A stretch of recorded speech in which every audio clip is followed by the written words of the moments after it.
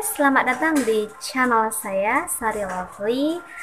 Nah, seperti yang saya janjikan di video sebelumnya, bahwa saya akan membahas mengenai tanda-tanda atau mengenal tanda-tanda dalam kehamilan yang digolongkan menjadi 3 kelompok. Yang pertama, tanda dugaan hamil. Yang kedua, tanda kemungkinan hamil. Dan yang ketiga, tanda pasti hamil. Oke, kita mulai saja langsung. Oke, yang pertama adalah tanda dugaan hamil. Tanda dugaan hamil ini dalam dugaan hamil ini ada beberapa faktor.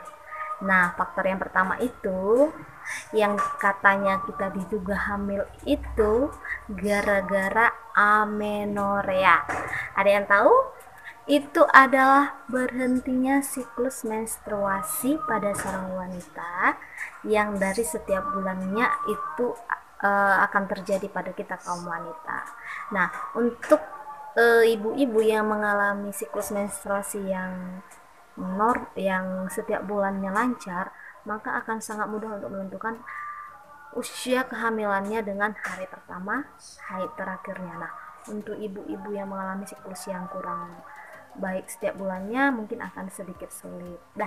Nah, faktor yang kedua itu adalah mual muntah. Sering disebut dengan morning sickness. Ini adalah hal yang ini sudah hal yang wajar ya. Morning sickness dikatakan itu biasanya terjadi pada pagi hari. Tetapi jangan kita salah, karena morning sickness bisa juga terjadi pada malam hari untuk kasus-kasus pada ibu-ibu tertentu. Ada juga keluhannya dia tidak mual muntah pada pagi hari, melainkan malah pada malam hari. Oke. Faktor yang ketiga itu sering buang air kecil. Nah, kenapa sering buang air kecil?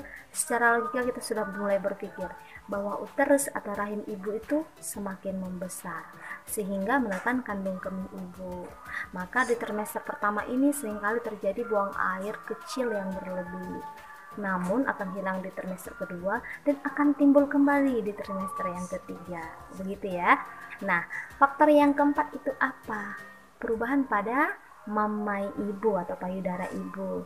Kenapa? Karena ada hormon nih. Hormon apa, siapa yang tahu? Ayo. Hormon estrogen dan progesteron yang merangsang alveolus sehingga ada perubahan pada payudara ibu yang sedang hamil. Nah, yang kelima itu apa? Pernah dengar kata strie atau pigmentasi kulit? Nah, itu loh yang ada perubahan warna pada wajah ibu, biasanya tuh hitam-hitam pada hidung, daerah hidung ibu, daerah pipi kanan atau kiri dan juga dahinya. Nah, di sini yang linea alba yang ada garis agak pudar dari pusat kita sampai ke simfisis itu biasanya akan sedikit lebih menggelap. Nah, yang keenam adalah obstivasi, di mana hormon steroid jadi mengurangi fungsi tonus otot.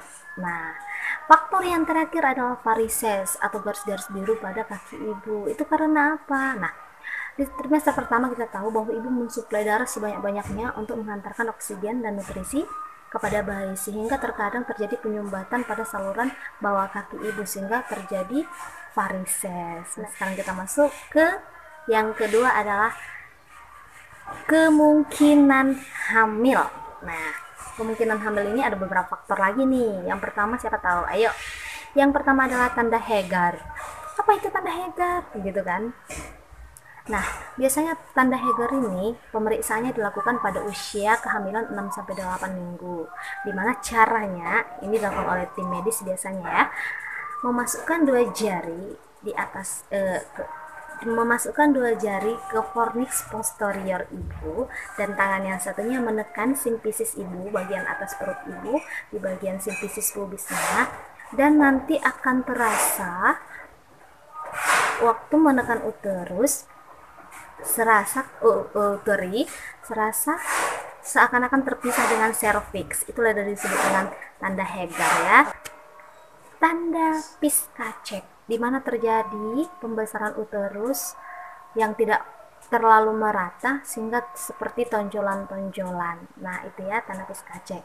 Nah, yang ketiga tanda Braxton Hicks. Nah, biasanya ini di usia 20 minggu sering disebut dengan ballottement, di mana kondisi ini air ketuban ibu sedang banyak-banyaknya.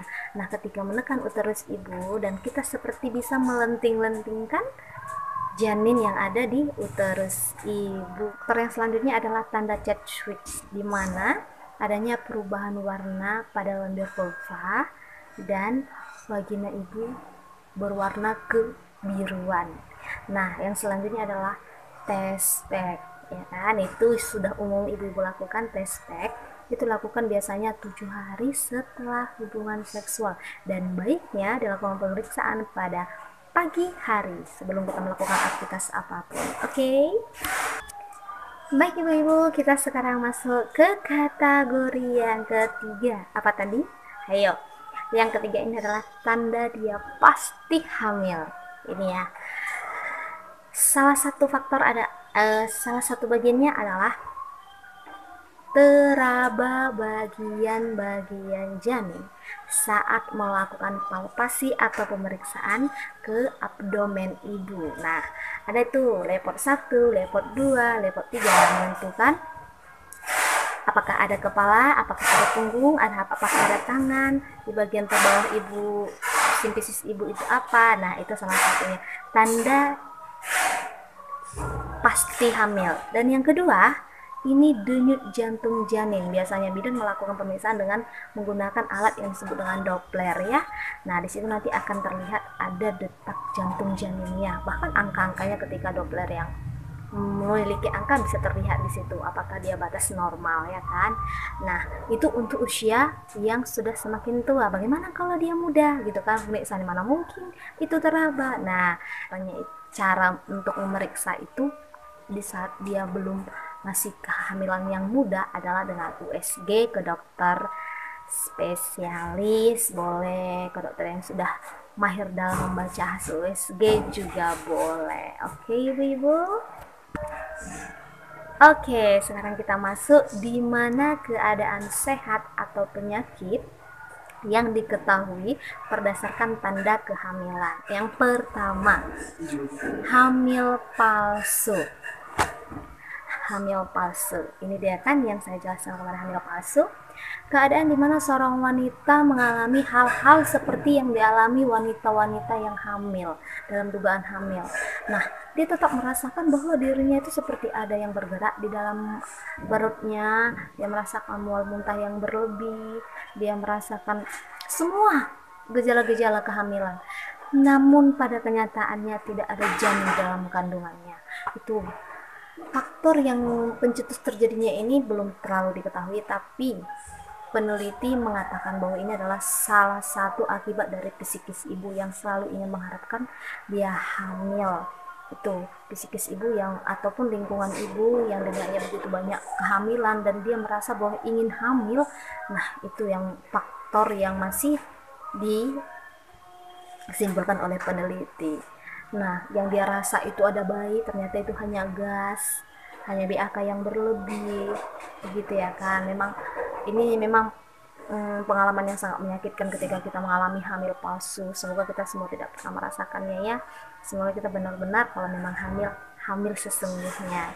Dan keadaan yang sakit penyakit selanjutnya adalah miomi uteri, di mana perut semakin lama semakin besar dan semakin menonjol. Nah, ketika dilakukan pemeriksaan ternyata hasilnya negatif, ya kan? Nah, yang selanjutnya itu fistoma uteri, di mana di sini ibu itu mengalami amenorrhoe. Namun ketika diraba atau melakukan pemeriksaan terhadap uterus, ternyata dalam keadaan normal. Sehingga itu dia bentuk-bentuk atau keadaan penyakit yang terjadi berdasarkan kehamilan. Nah, untuk video kali ini saya akhiri sampai di sini. Saya rasa ibu-ibu sudah mengerti untuk membedakan satu persatu dari tanda-tanda kehamilan. Semoga bermanfaat bagi ibu-ibu. Bagi yang ingin sharing bisa diberikan komentar di kolom komentar. Saya akan senang hati untuk menjawabnya. Oke. Sampai bertemu lagi di video selanjutnya.